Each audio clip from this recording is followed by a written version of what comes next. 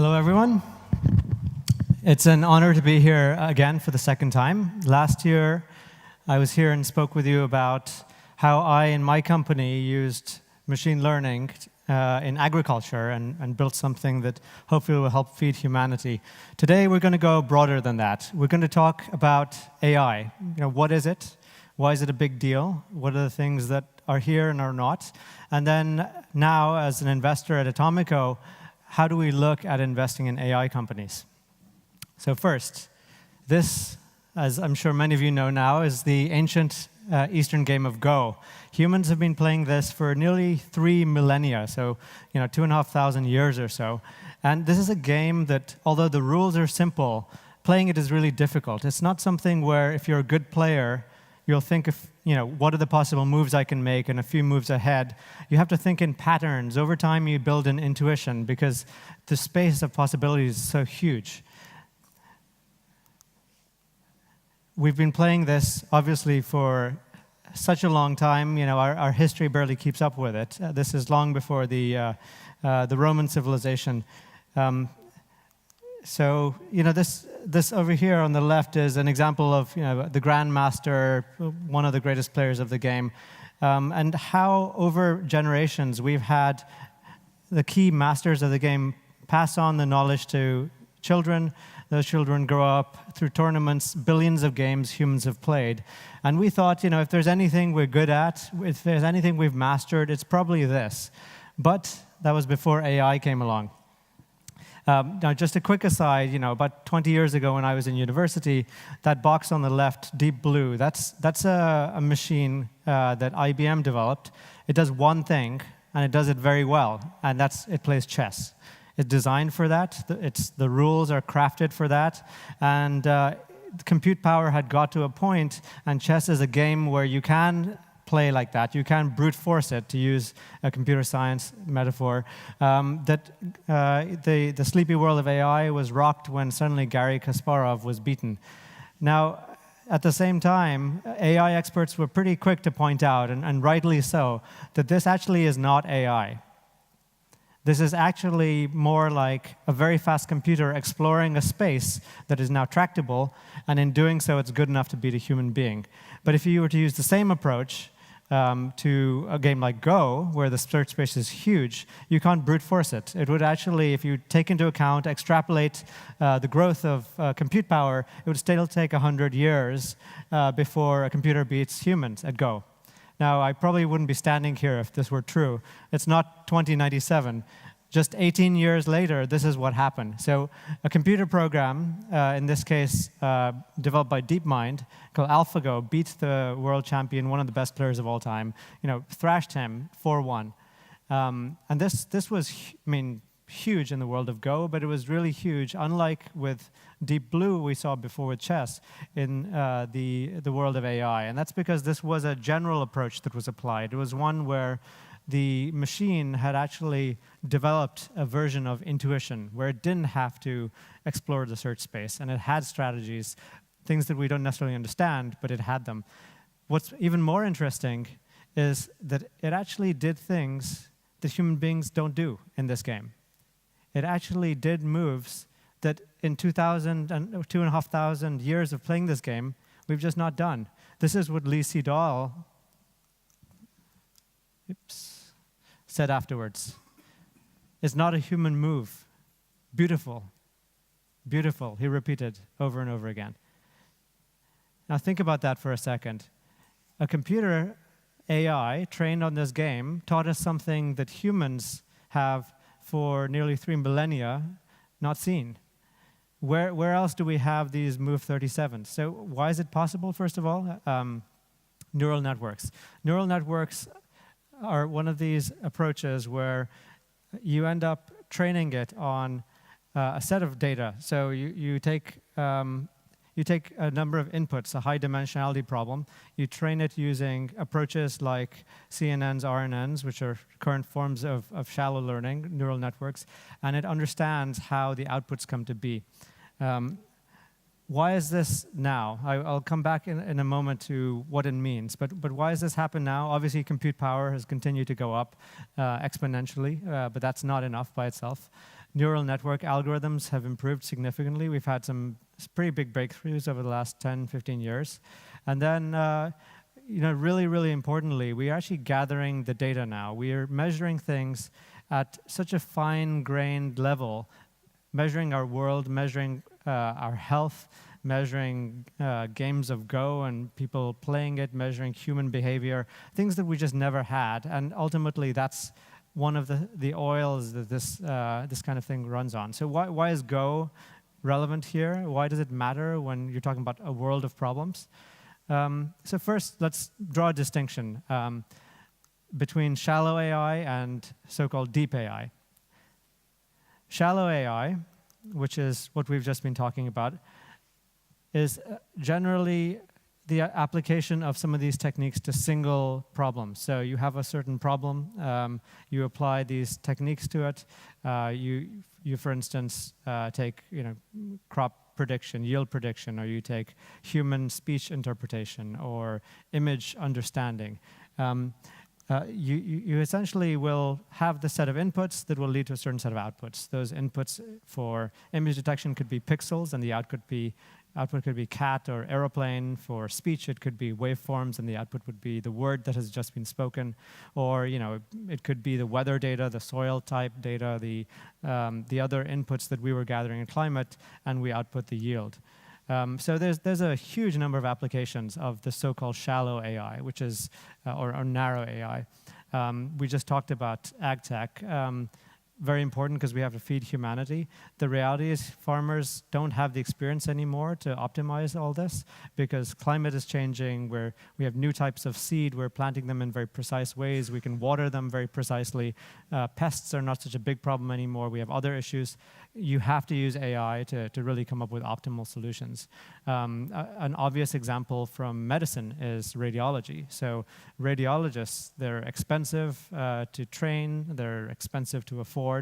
They make mistakes, they get tired, and ultimately they're limited by their experience. You're not going to get the best radiologist. You're going to get the average radiologist typically. Why would a patient not want the best possible radiologist instantly and for almost nothing? Customer service is another one. So you don't have to spend long on a phone call with top-level or first-level customer support to see, something we thought humans would be good at, they're actually pretty bad at. Autonomous vehicles, another one. So, millions of people die globally in accidents a year. Most of those are due to driver error. Those are entirely avoidable deaths. We just have to figure out how to use some of these techniques, and many people are doing so, to come up with a driver that is better than any human driver. Humans are actually really terrible at this. We get tired. Even when we're alert and not texting, when we're actually looking at the road, we won't know how to deal with, two tires blowing out on an icy freeway, right? We've just never done that. So, and then when it comes to autonomous aircraft, where weight is such a premium. This is Lilium, one of our investments. A human pilot on board, that's one less passenger. So if you can get rid of that, then that's significant.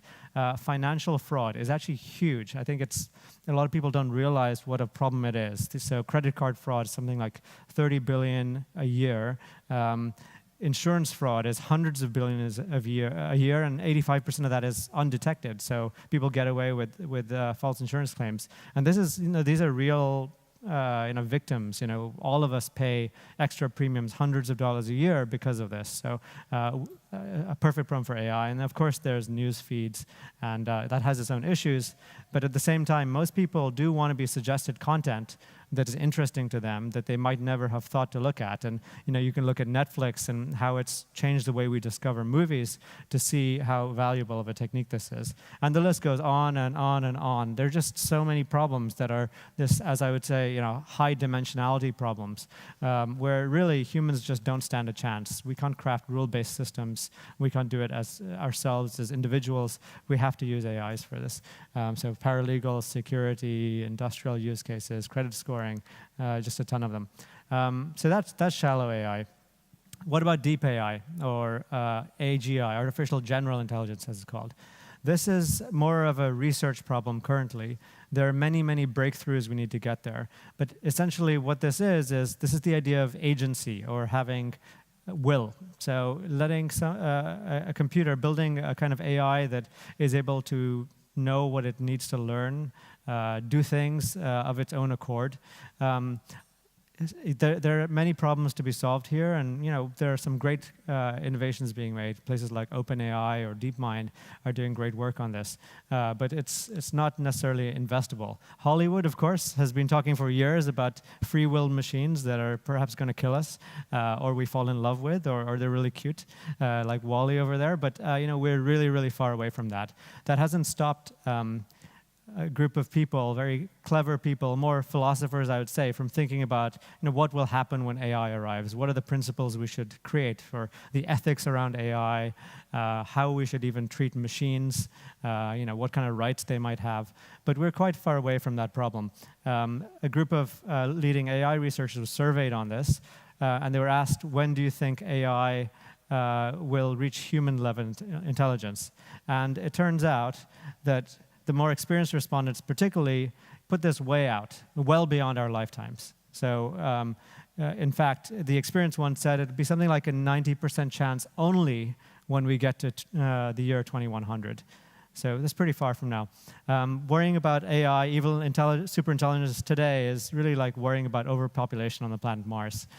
So don't get too carried away with that. But nevertheless, we are in a brave, new, shallow AI world. And that is extremely interesting. There are incredible possibilities and disruptions going on. So what does that mean for investors? How does one invest in an AI company? So at Atomico, we are one of the larger funds in Europe. We invest Series A and beyond European companies. And we spend a lot of time on AI. We're very, very bullish on AI. We've probably got the highest percentage of computer scientists on our team of any of the larger funds. And it's because we really believe in this. We've talked about some of the sectors, but how do we think about it? So first of all, it's really important to realize, machine intelligence or AI, it's a tool. We want to invest in pure AI companies. Those are, well, never say never, but it's rare that you have a DeepMind-like outcome. Those are not necessarily investable if they're not tied to something meaningful, within a time frame that, not that, you won't be working on something interesting, but from an AI standpoint, it's worth thinking about if you're building a company, what is the problem you're solving, and why is that a real problem? So the fact remains that this is a very valuable tool, but the tool is getting commoditized. So what's on a lot of people's minds in the investment community now is, let's take those tools for granted almost. What's the data that people are working on? And really, if you're a startup, what are your unfair advantages with respect to that data? Do you have some kind of unique data access that nobody else has? Maybe you have some novel way of gathering that data, crowdsourcing, that nobody else has access to that data worldwide. Or maybe you have some kind of special partnerships with organizations in healthcare, et cetera, that really give you such a lead that, that you can build on with your own data that nobody else will be able to easily catch up. There's also this old saying of, in the gold rush, the people who got the wealthiest were the people who sold the tools. So there's a whole ecosystem around AI. So what is that ecosystem? Novel hardware to support AI use cases, AI as a service, computer vision, machine learning as a service, or there are many enterprise dollars trying to figure out what this whole AI thing is, and there's opportunities for startups to service them and in such a way kind of make money. There are people who ask, well, will Google, Facebook, and Apple just win this because they have all the data? That's, it's a valid concern, but it's not necessarily an issue. We fundamentally believe, and history has shown, that entrepreneurs innovate better than incumbents. It's just a different way of thinking and different motivation. Some of these brands are actually toxic. So, you've seen Google and healthcare be an issue recently. These open up possibilities. Some of this data is actually easier to get than people realize. Some of these companies have pretty good APIs that allow you to access that data. And if we can come up with ways of encouraging that access or mandating it, it'll mean we can get training data sets. And of course, we can stand on their shoulders because there are all these great frameworks and tools that have already been put out. We don't have to start from scratch anymore. Furthermore, there's the buzz around it, and then there's this tremendous surge in funding. This is a CB Insights report that shows that AI funding has gone up 10x in the last 5 years. Now, what they define as AI is obviously a little bit questionable, but at the same time, it's a trend that is only good. And what's also pretty interesting here is in the last year, the share of non-US funding here has doubled. So it's gone to 40%. It used to be 20 the year before. Jeff Bezos is only one of many people who thinks that AI is going to have a huge impact on society over the next 20 years. We definitely agree, and this tremendous disruption is going to lead to big outcomes.